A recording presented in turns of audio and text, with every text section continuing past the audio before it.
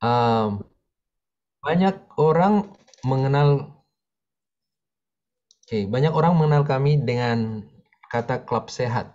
Ya, sebenarnya kata klub sehat itu adalah toko ya, toko klub sehat. Tapi sebenarnya ini adalah Surabaya Ministry Center dan toko ini adalah salah satu bagian daripada ministry itu. Jadi toko klub sehat ini adalah toko yang non-profit. Jadi fungsinya dia saling mendukung, klub sehat dengan SMC ini saling mendukung. Dan di kegiatan-kegiatan lain dari SMC ini, saya mau perkenalkan sedikit saja. Yang pertama adalah Sehatku, itu seri seminar kesehatan dan kebaktian umum. Kemudian ada dapur sehat, kelas memasak secara alamiah. Kemudian Cancer Ministry, ini adalah 1 bulan sekali kami adakan Cancer Ministry. Jadi orang-orang yang berpenyakit kanker datang di tempat kita untuk dilayani. Tetapi karena masa pandemik, semua ini tidak bisa dilaksanakan dengan baik ya, karena kita PPKM kita tidak bisa laksanakan. Jadi sekarang ada program lain yang kita lakukan secara online yang namanya Evata. Jadi ini adalah klinik, tapi klinik ini adalah klinik intervensi pola hidup alami.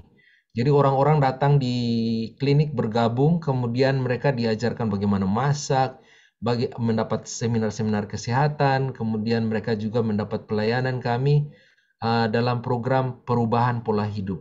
Nah, itulah program yang kami ada sekarang yang menggabungkan semua kegiatan di bawah satu payung namanya Evata Klinik. Ya, itu adalah kegiatan kami dan seperti tadi saya katakan banyak orang mengenal klub sehat itu mengenal SMC itu hanya pada posisi sekarang ini.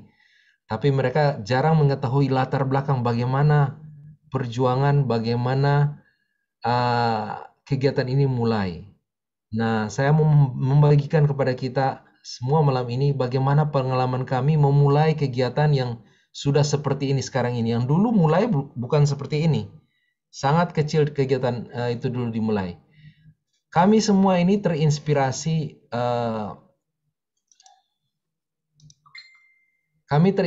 dari CMC Jakarta. Kalau di Surabaya ada SMC, Surabaya Ministry Center. Kalau di Jakarta ini CMC, Chinese Ministry Center. Jadi kita melihat klub sehat dimulai di tahun 2008 di Cideng dengan 8 gereja bergabung jadi satu untuk bikin satu toko klub sehat di Cideng. Itu awal mula kegiatan di Jakarta. Kemudian tahun 2015 ya, jadi sekitar 8 tahun kemudian dia sudah menjadi 8 toko tersebar di Jawa dan Bali dan sudah melahirkan 10 gereja dan 2 sekolah sahabat cabang. Dan ini sangat menginspirasi kami. Kemudian sekarang ini sudah berkembang di banyak tempat. Jadi ini waktu itu masih berkembang di Pluit, Kelapa Gading. Sekarang sudah ada. Sekarang sudah ada di Jawa Tengah. Sekarang sudah ada di Jawa Timur saja sudah ada beberapa toko klub sehat. Yang inilah menginspirasi kami dan karena terinspirasi maka kami waktu itu adalah semua pendatang. Jadi ada beberapa pendatang yang kami semua bergereja di Anjas Moro, ada dari Jakarta. Saya waktu itu juga baru tiba dari Kambodia. Kemudian ada anggota gereja Anjas Moro sendiri yang terinspirasi. Kemudian kami bertekad uh, mau mendoakan ini dan kami mengawali semuanya itu dengan 2 rutin selama setahun. Jadi orang-orang yang satu minat ini terkumpul di Anjas Moro dan terbukti bahwa mereka ini adalah pendatang. Saya baru menetap di Surabaya baru 1 tahun. Kemudian ada juga yang dari Jakarta yang pengusaha bekerja di perusahaan asing juga baru menetap di Surabaya 1 tahun. Dan yang lain juga baru datang dari Australia, baru menetap kira-kira 2 tahun masih mencari-cari bisnis. Jadi masih berusaha. Saya sendiri masih beradaptasi dengan Surabaya karena membawa keluarga dari luar negeri. Waktu itu saya kerja dari Adra, saya pindah ke Surabaya dan saya bekerja dan baru menyesuaikan. Jadi suasana masih susah. Saya masih kontrak di Ronggo Warsito, satu kamar kecil, jadi ruangan kecil, tapi saya keluarga besar di situ semuanya. Jadi kondisi begitu, tetapi kami semua bertekad dan berkeinginan untuk kalau Jakarta boleh lakukan, kami boleh lakukan di Surabaya. Kami punya apa? Kami tidak punya apa-apa, semua pendatang. Makanya kami mulai dengan doa. Kami berdoa 1 tahun penuh, kami berdoa tiap hari Pak, tiap minggu pagi kami kumpul berdoa. Tiap hari Sabat kami berdoa dan di rumah kami lakukan doa berantai. Jadi dari rumah ke rumah kami pindah-pindah. Tiap hari Minggu kami pindah ke rumah saya di Ronggo Warsito, meskipun cuma kontrakan, dikumpul di bawah. Kami berdoa. Kemudian habis itu pindah ke rekan kami lagi rumahnya. Tapi kalau hari Sabat di gereja kami, Anjas Moro di belakang ada gedung SD waktu itu, SMP. Kami pakai satu ruangan kelas, kami berdoa di situ. Kami kumpul-kumpul dan berdoa. Nah itu 1 tahun. Kami tidak tahu apa yang mau dimulai bagaimana. Kami memulai klub sehat, memulai bagaimana kami tidak tahu. Yang kami tahu kami berdoa. Sesudah 1 tahun, terbentuklah tim inti. Ini adalah tim cikal bakal daripada tim Surabaya Ministry Center. Jadi tim-tim inti ini terbentuk, kemudian kami mengadakan rapat pada penghujung 1 tahun dan kami mengatakan, oke, kita sekarang harus berpikir bagaimana memulai. Kita akan memulai satu ministry dan dalam 1 tahun itu, saudara-saudara, saya lupa ceritakan. Dalam 1 tahun kami berdoa itu, kami digerakkan oleh Roh Suci. Apa yang kami punya, kami mau berikan. Jadi waktu itu yang saya punya adalah ilmu yang saya belajar, ilmu kesehatan. Ada dari teman-teman lain ada ilmu, wah saya bisa mengajar orang memasak. Ada teman kami yang, saya bisa mencari teman. Jadi bukan uang yang diletakkan, bukan. Tapi apa yang kami punya, apa kami bisa. Jadi kami mulai dengan kegiatan seminar kesehatan. Waktu itu kami buat KPA, tidak ada tempat. Cari tempat, di mana ada tempat. Nah, di tim kami ada rumah yang mau dikontrakan. Dikatakan, oh pakai rumah sini saja. Waktu itu belum ada orang kontrak, ya kita pakai rumah di situ. Dan itu dilakukan rutin. Sementara berdoa, kami juga membuat seperti seminar-seminar kesehatan kecil. Kami membuat kelas-kelas memasak kecil-kecilan. Tetapi Tuhan sangat baik. Tuhan mengirim banyak sekali orang untuk mendengar ceramah kesehatan, untuk belajar bagaimana cara memasak makanan sehat. Tetapi kami belum ada kegiatan yang utuh. Cuma itu saja yang kami sebutkan waktu itu KPA. Selalu dilakukan pada hari Sabat. Nah, di penghujung 1 tahun, kemudian terbentuklah tim inti ini. Kemudian kami berpikir begini, bagaimana kalau kita sewa satu gedung untuk memulai seminar kesehatan. Nah, kita selama ini ajar-ajar orang sehat, ajar-ajar masak, bagaimana masak sehat, tapi mereka mau beli di mana? Tidak ada tempat beli. Jadi ada dari teman di tim inti juga mengatakan, oh saya bisa minta dari Klub Sehat Jakarta untuk meminjamkan bahan-bahannya. Kita sewa gedung, kita sewa beberapa rak kecil, kita minta dari Jakarta untuk mempercayakan, karena beliau dari Jakarta, dari Cideng.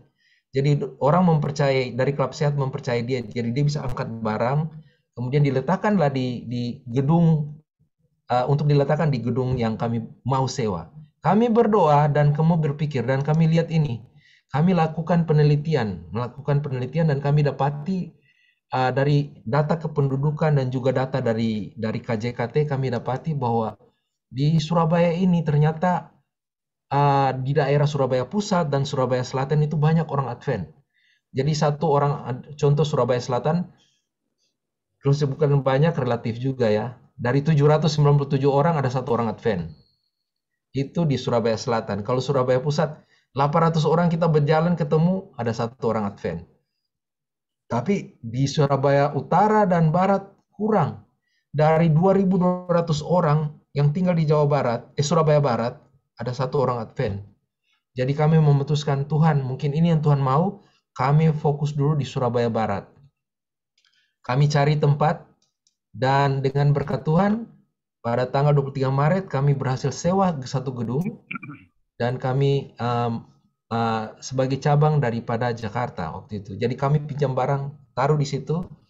Dan ini pembukaan ini sangat adalah mujizat Tuhan karena dari ongkos penyewaan sampai semua peralatan di dalam itu adalah digerakkan hati dari tiap-tiap kita.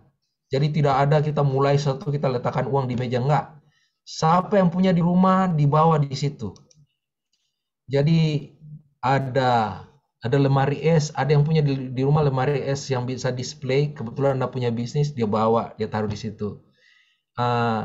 Yang buat mendekorasi gedung ini, ruangan ini, yang anggota tim kita ini baru mendirikan perusahaan kontraktor. Jadi dia membangun bangunan. Jadi hasilnya dari tender dia menangkan pembangunan di tempat lain, dia pakai, dia bangun di dalamnya ini. Kemudian rak-rak juga ada yang punya di bawah. Jadi semua memberikan apa yang mereka bisa.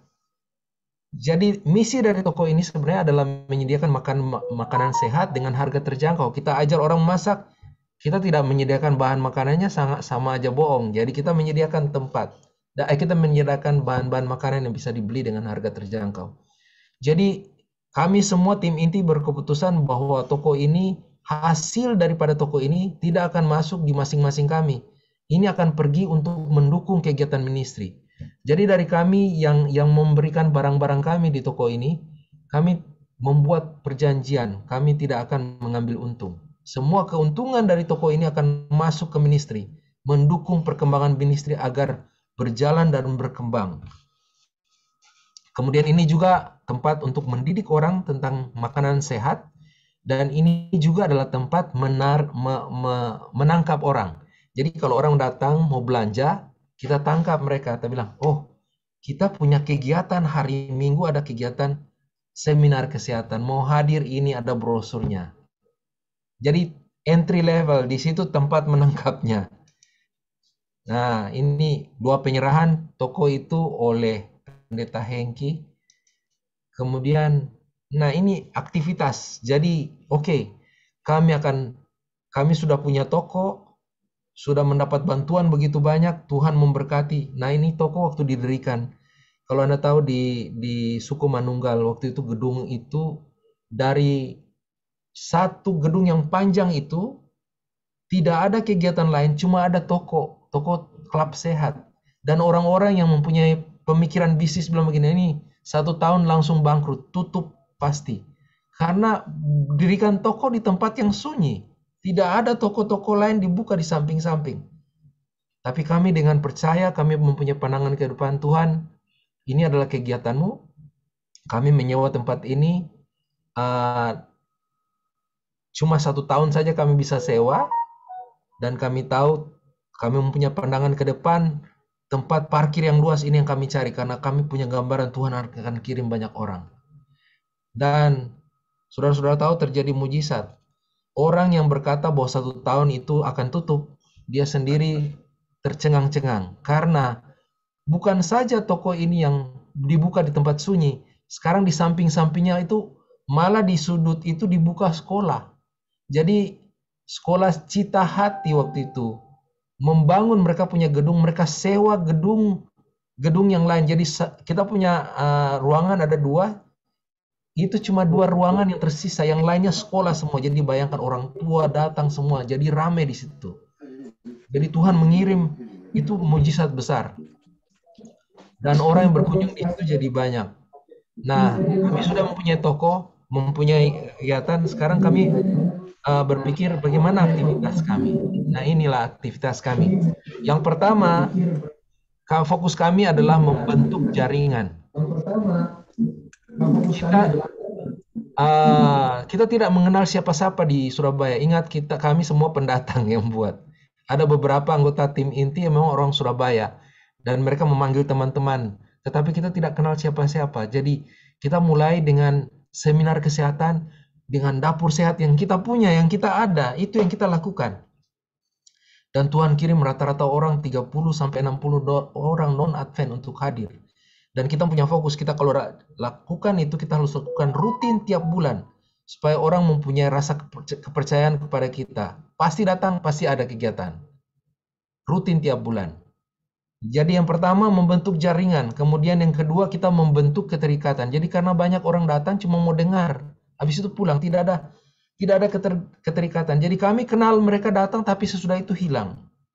Nanti 2-3 bulan kemudian datang lagi baru kita kenal lagi. Nah, kami mengatakan oke, kita membuat program untuk membentuk keterikatan. Maka kita buatlah paket program kesehatan berseri. Jadi Sehat Kutudu. Jadi ada program seminar kesehatan, tapi kita memberikan mereka PR. Ini dilakukan di rumah, minggu depan kamu datang, kami ukur ukur darah, ukur tinggi badan, ukur berat badan. Dan kita membandingkan. Jadi ini yang kami lakukan. Jadi dengan demikian mereka bisa menjalin persahabatan dengan kami. Karena fokus kami untuk menjadikan mereka sahabat. Itu saja, fokus kami jadikan mereka sahabat. Jadi 35 orang non-Advent ikut paket program berseri. Dan paket program ini 14 hari. Kemudian pada ini contoh kegiatan pada waktu kita baru buka ya. Pada April 27 kita undang pembicara Ibu Pitlin dan orang semua tahu Ibu Pitlin. Jadi yang hadir 100 lebih orang waktu pembukaan. Jadi gedung itu kita harus sewa juga lantai 2 karena banyak sekali orang yang hadir. Pembukaan bagus, undang banyak orang supaya mereka kenal tempat kita. Dan inilah kegiatan dapur sehat dan seminar kesehatan. Pada waktu pembukaan kita lihat 150 orang. Kemudian dapur sehat 55 orang, kemudian 58, 35 orang. Dan ini mereka datang pergi. Sampai kita buat program yang lebih terikat, yang kita bisa membuat persahabatan dengan mereka. Yaitu di acara-acara yang lebih berseri. Ini contoh acara dapur sehat. Kita menjalin hubungan dengan para tamu dari berbagai latar belakang. Pakai jilbab, orang Buddha, semua orang datang untuk belajar. Karena kami dengan tulus hati mau mengajarkan mereka apa yang kami tahu. Dan orang bisa merasakan ketulusan itu. Dan kami menunjukkan itu dengan ingin berbagi dan juga ingin berteman. Jadi lihat orang yang hadir di dapur sehat, non-Advent semua. Mereka sangat ingin hadir, ingin belajar. Dan inilah kita foto bersama sesudah acara dapur sehat. Ini waktu seminar kesehatan, banyak sekali yang hadir, bukan Advent juga. Kemudian ini ada acara penutupan Sehat Kutudu. Jadi acara yang saya bilang keterikatan 14 hari, kami menggabungkan orang-orang muda, daya tarik di situ orang muda. Jadi kami lakukan program berbaur dengan mereka 14 hari, mereka menjadi sahabat kami. Itulah tujuan kami, mau menjadi sahabat dengan mereka.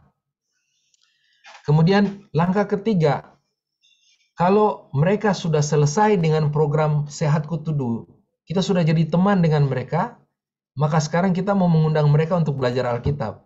Jadi tadinya ini belajar mengenai kesehatan saja, dari sains saja, sekarang kita mau mengajarkan kepada mereka, rupanya kami selalu bilang, apakah Bapak tidak tahu, Ibu tidak tahu bahwa kesehatan yang kami ajarkan ini ada dari Alkitab. Nah, kalau ingin tahu, kita undang untuk belajar di program namanya program Bridging. Temanya New Start. Jadi kita waktu itu batch 1 bulan September sampai Desember, kita ajarkan orang kesehatan dari dalam Alkitab. Jadi mulai bahas mengenai Alkitab. Diikuti oleh 23 orang luar. Jadi seperti kelas. Ini intinya untuk memenangkan kepercayaan mereka. Membawa kepercayaan mereka bahwa memang betul-betul apa yang mereka rasakan selama program Sehat Kutudu, mereka sudah lakukan pola hidup yang sehat pada 14 hari itu, sudah makan teratur, olahraga teratur, berat badannya turun, terbukti, rasa yakin mereka tumbuh. Kami undang belajar bahwa itu ada di Alkitab, mengalihkan kepercayaan mereka ini ada di Alkitab ini. Ini adalah contoh mata pelajaran yang kami berikan. Jadi contohnya ada fakta kesehatan di buku terlaris. Ini Pendeta Susilo mengajarkan. Ada hidupmu ada di piringmu. Kemudian hubungan kesehatan dan pikiran. Kemudian pilih 1 dapat 3, olahraga, sinar matahari, udara segar. Jadi ini semua dibahas dari Alkitab. Jadi ini waktu bridging program ini kami katakan bridging karena menjembatani dari kesehatan ke Alkitab. Jadi tetap masih antusias orang-orang. Jadi ini kita undang pembicara-pembicara yang terkenal yang datang dari luar kota seperti Dr. Evelyn ini dari Makassar. Kemudian tadi pendeta, kemudian ini dari CMC Jakarta, Edi Nurhan. Kami mengundang. Kemudian kami undang juga dari Jakarta juga, dari Light Ministry, Alen dan Irene Bautista juga membawakan acara program. Dan ini penamatan acara bridging program. Jadi mereka belajar selama mereka sekarang sudah mengetahui dan mereka ditamatkan.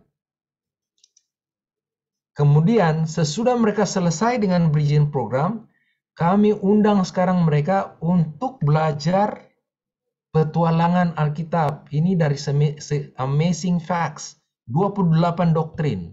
Tapi kami pilih-pilih ya, tidak semua. Dan ini, jadi sesudah mereka selesai acara bridging program, penamatan kami undang. Nah, Anda sudah tahu ada kesehatan dari Alkitab dan sudah terbukti kesehatannya kan? Sekarang, bagaimana kalau kita belajar doktrin Alkitab? Dan ada 15 orang non-Advent ikut.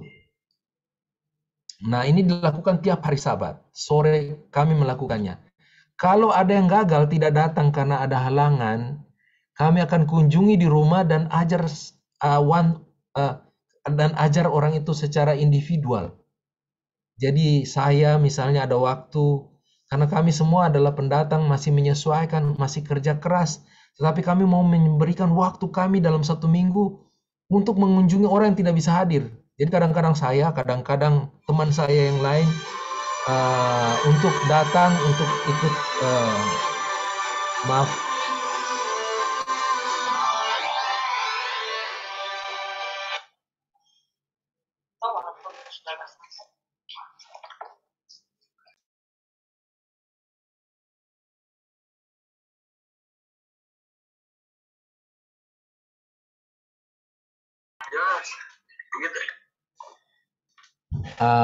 Jadi maaf. Jadi Seri Petualangan Alkitab. Jadi kami tiap hari Sabat sore diikuti oleh acara ini. Jadi mereka datang tiap hari Sabat sore untuk belajar. Jadi kita juga kunjungi di rumah one on one. Jadi bukan pendeta, kami yang ngajar. Soalnya kalau pada saat ini kita munculkan pendeta, ada beberapa yang menantang. Jadi mereka tidak mau terima pendeta. Mereka mau belajar, bukan mau dikristenkan, mau diadventkan. Mereka tidak mau. Mereka mau belajar. Makanya yang pergi bukan pendeta, tetapi kami ini. Yang juga masih belajar waktu itu. Kami juga belajar. Jadi one on one. Jadi kami kunjungi satu persatu di rumah. Ini adalah mata pelajarannya. Jadi Anda bisa dapatkan ini juga Amazing Facts ini. Judul-judul yang kami pakai seperti Masih Adakah Yang Bisa Dipercaya, ini seri ke-10. Daniel 2 seri ke-17. Kemudian Pertolongan dari Atas sampai pada doktrin 28 yaitu hari Sabat, penciptaan dan praktek. Kami ajarkan itu. Dan saudara-saudara tahu, ini pendalaman Alkitab. Jadi masih ramai orang suka. Jadi meskipun 15 orang yang enroll, ternyata yang lain juga ikut. Yang lain yang tidak enroll juga bisa ikut. Dan kami buka pintu. Mereka tetap bisa ikut. Ini acara pendalaman Alkitab, petualangan Alkitab selalu dibuka dengan tips kesehatan. Suasana pendalaman Alkitab juga pada situasi yang lain. Nah, sesudah mereka ini belajar mengenai hari Sabat, kebenaran Sabat, maka kami undang mereka untuk berbakti bersama di hari Sabat. Jadi mereka sudah belajar beberapa doktrin, kemudian tiba pada hari Sabat mereka belajar kebenarannya, kami undang mereka untuk belajar mengenai berbakti pada hari Sabat. Ini adalah puncak aktivitas kegiatan kami. Kemudian sebelum kami mengadakan panggilan untuk baptisan. Dan ini saudara-saudara lihat, ini adalah penggabungan dengan tamu-tamu yang datang untuk berbakti, menyucikan hari Sabat yang sudah belajar. Saudara-saudara, ini adalah puncak daripada kegiatan kami yang 14 bulan. Bayangkan, 14 bulan kami godok mereka dari yang bukan siapa-siapa. Kami buat teman, kami berbaur dengan mereka. Kemudian kami hantar pelan-pelan dari kesehatan. Kemudian di antara belajar Alkitab dan belajar kesehatan. Kemudian belajar Alkitab, belajar doktrin, dan undang mereka untuk berbakti hari Sabat. Ini sebelum kami mengadakan panggilan. Dan saudara-saudara, sangat ini orang istilah kalau kita berolahraga, kita sudah berlatih banyak, sudah berlatih lama, sudah mau tiba pada hari pertempurannya, hari pertandingannya, biasanya deg-degannya. Waktu itu saya sangat deg-degan karena waktu kita mau mengadakan panggilan, kita membuat surat envelope. Apakah Anda ingin dibaptis, bergabung, menerima Yesus sebagai juru selamat pribadi dan dibaptis menjadi anggota gereja Masih Termenahar ke-7? Kalau ya atau tidak, dan kami bagikan di 15 orang yang ikut program dan ikut menyucikan hari Sabat. Jadi kami undang.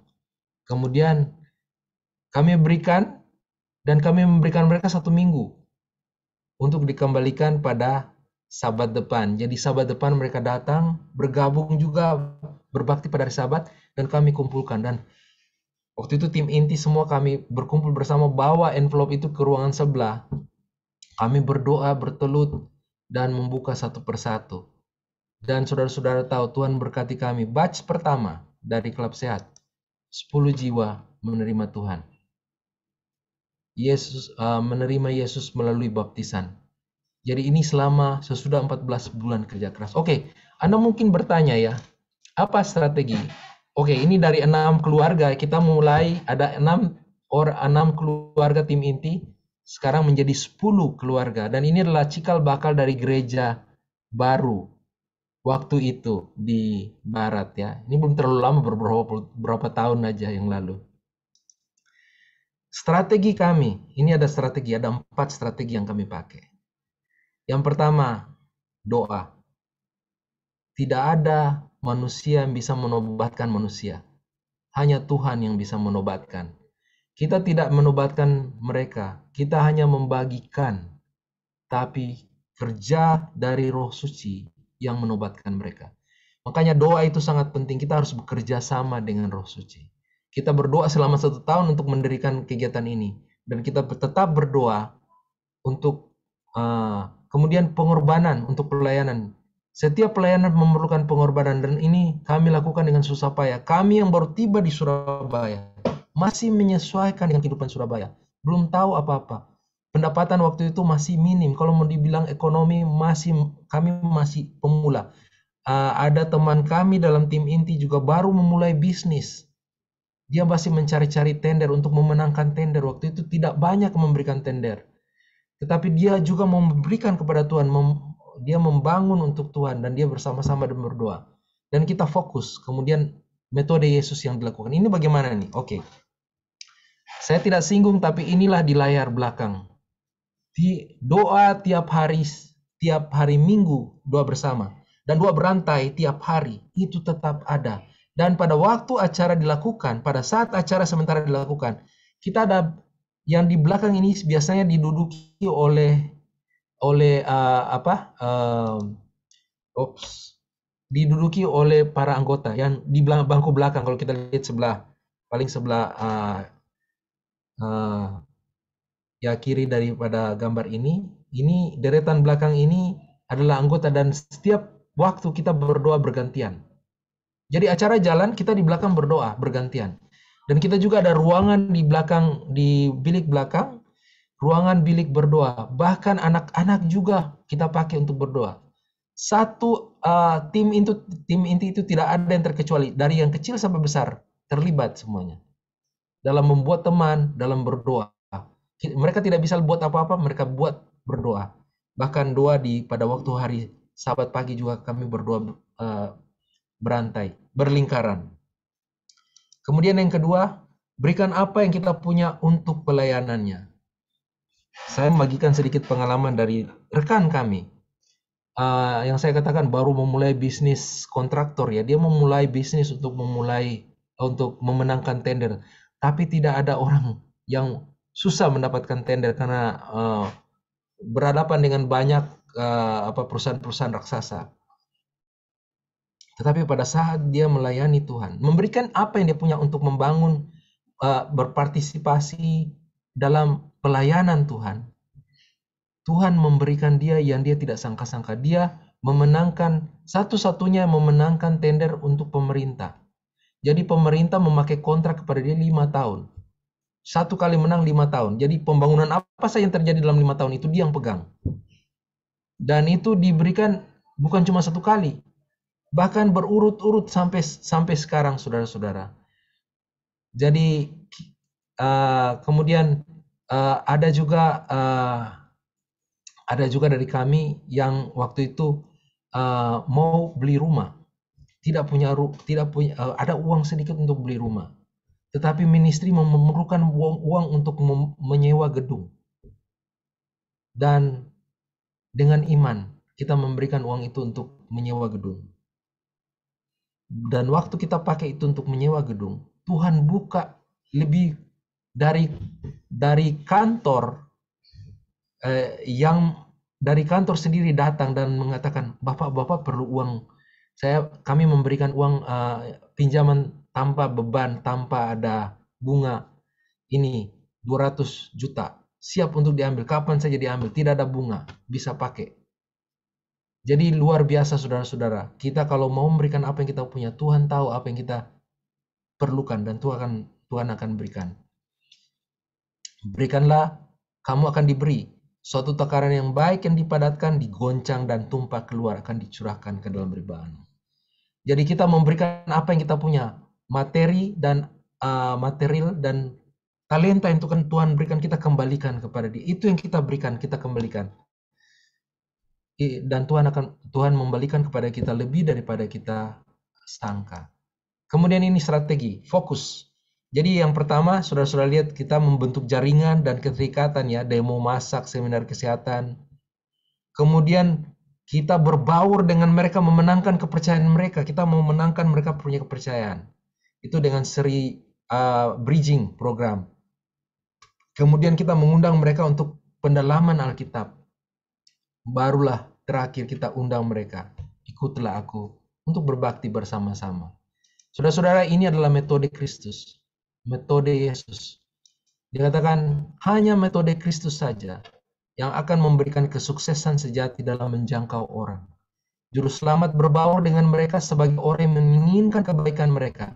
Dia menunjukkan simpatinya kepada mereka, melayani kebutuhan mereka, dan memenangkan kepercayaan mereka. Lalu ia memanggil mereka, ikutlah aku. Saudara-saudara, inilah pengalaman yang kami punya di Klub Sehat. Kami diberikan dalam bidang kesehatan, tetapi kegiatan apapun bisa dilakukan dalam memenangkan jiwa kalau mengikuti pattern seperti ini. Dan kalau Anda mau berdoa, menyerahkan diri, menyerahkan apa yang kita punya, dan mau melakukan yang terbaik untuk Tuhan, mengikuti strategi yang diajarkan, Tuhan akan memberkati apapun bidang itu. Tuhan akan membawa jiwa-jiwa kepada Anda. Dan jiwa-jiwa yang dibawa kepada Anda itu akan sedemikian banyaknya sampai kadang-kadang kita seperti mengatakan, waduh, kami kekurangan tenaga di sini. Kami kekurangan tenaga karena Tuhan memberikan. Jadi Tuhan yang membawa, bukan kami yang memenangkan jiwa, Tuhan yang memenangkan, kami hanyalah alat. Jadi kalau dikatakan bahwa oke, coba ceritakan strategimu bagaimana cara kamu memenangkan jiwa. Kami tidak ada strategi. Bukan kami memenangkan jiwa. Kami memakai strategi Yesus, dan Yesuslah yang memenangkan jiwa bagi Dia. Saudara-saudara, mudah-mudahan ini menginspirasi ya dan memotivasi kita semua. Ladang masih besar, banyak pekerjaan kita masih bisa lakukan untuk mempercepat kedatangan yang kedua kali. Kiranya Tuhan memberkati dan kiranya kerajaan Tuhan cepat datang dan kita cepat pulang, tidak bersusah-susah lagi di dunia. Terima kasih. Amin. Terima kasih. Amin. Amin. Amin. Terima kasih. Amin. Terima kasih Atas renungan yang sudah dibawakan.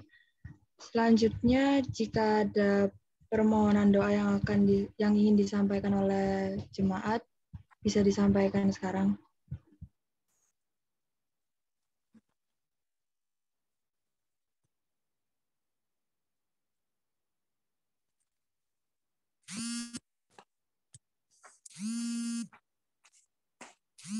Tolong doakan KKR Surabaya 2 yang akan dilaksanakan mulai hari Rabu nanti sampai pada hari Sabat. Terima kasih.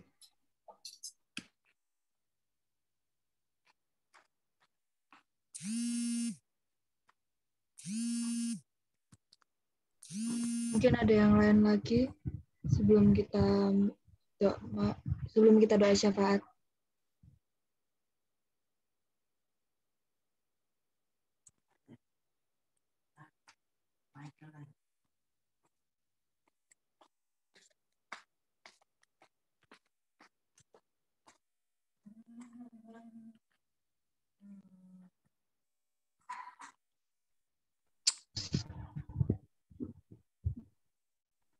Suaranya hilang.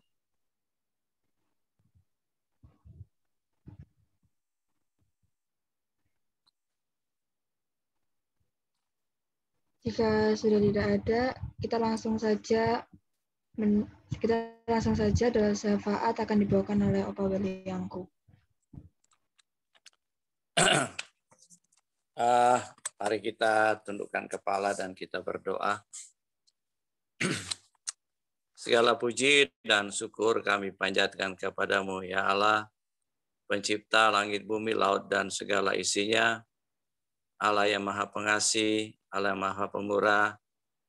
Terima kasih pertemuan kami yang indah pada Sabat yang suci ini, ya Tuhan. Kami sebelum menyampaikan permohonan kami, ampuni dosa kami yang kami lakukan, sengaja pun tidak sengaja, dalam alam pikiran, perkataan, dan perbuatan, dan tingkah laku kami, sehingga kami layak di hadapan Tuhan.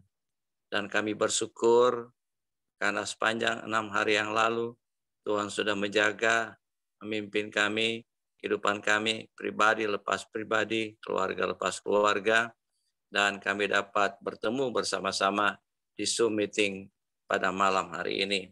Dan terima kasih ya Tuhan, pada malam hari ini Engkau mengirimkan hamba Tuhan, Dr. Leonard.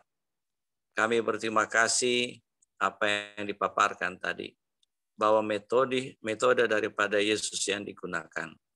Kami sadar tidak sadar ada kalanya kami menggunakan metode secara pribadi, ingin memenangkan secara pribadi, dan ini diajak kami bagaimana kerjasama yang baik sesuai dengan talenta yang ada.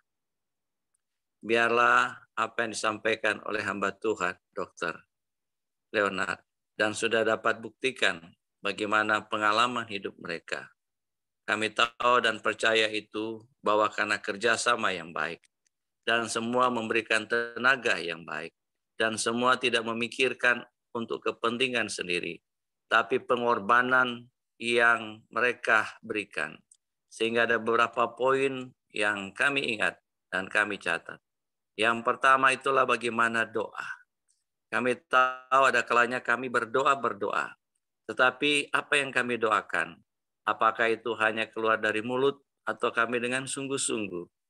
Dan terima kasih. Dan kami juga melihat bagaimana metode yang diberikan adalah pengorbanan yang utama. Bagaimana memberikan kita hati dan pikiran kita dengan ikhlas di dalam pelayanan. Terima kasih diingatkan kembali. Dan bagaimana supaya kita fokus dengan apa yang akan kita lakukan. Dan terutama itulah yang dapat dimenangkan. Metode Yesus. Ada kalanya kita menggunakan metode kita untuk dapat memenangkan satu kedudukan atau jabatan. Tapi Tuhan meminta kita bagaimana pengorbanan, bagaimana doa dan fokus.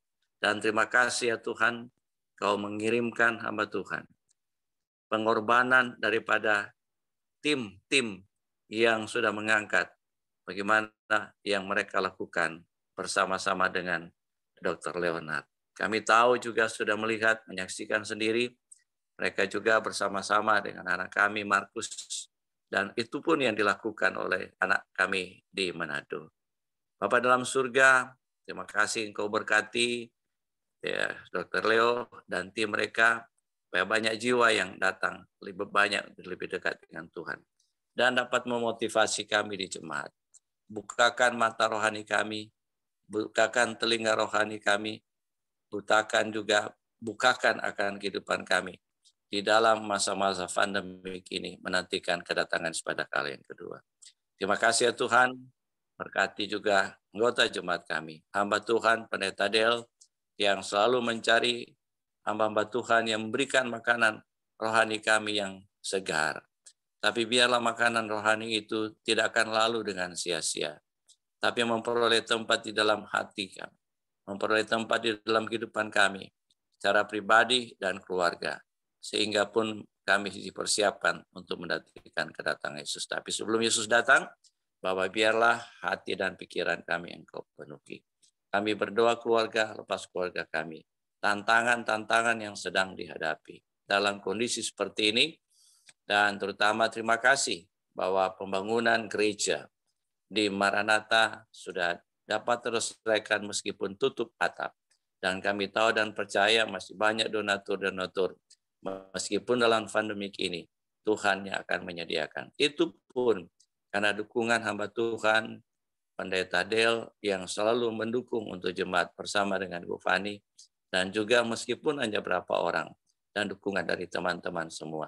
Terima kasih juga Tuhan, kami berdoa untuk KKR yang akan dilaksanakan minggu depan. Dan juga biarlah panitia bekerja sama, hamba-hamba Tuhan yang akan mengambil bagian, dan cuma juga ada anggota kami, Natalia, yang akan bersaksi. Kesaksian yang dia akan berikan dapat mempertahankan jiwanya sendiri, dapat juga merubah hidupnya, dan juga dapat mengangkat orang lain yang mendengarkan. Demikian juga jiwa-jiwa yang sudah disiapkan. Dan terima kasih juga di Jemaat Tanjung Perak, salah satu adalah Ibu Neti, Mama Hani, supaya pun dia tidak akan merubah hati dan pikirannya, yang dia bersedia untuk menerima Yesus sebagai Juru Selamat. Terima kasih ya Tuhan, biarlah Tuhan akan berikan cuaca yang baik, sehingga jiwa-jiwa yang sudah disiapkan, itu akan menyerahkan diri saat pada waktunya. Terima kasih karena Engkau sudah mendengar dan menjawab doa kami. Kami berdoa untuk organisasi kami, Gereja Masehi Advent hari ke-7, untuk bulan Desember, siapapun yang akan terpilih. Biarlah mereka dipilih bukan karena secara politik, tapi dipilih karena memang mereka mau melayani dan Tuhan yang menuntun mereka. Dan terima kasih juga Tuhan untuk bangsa dan negara kami, si Presiden, Wakil Presiden, aparat sampai yang terdekat dengan kami.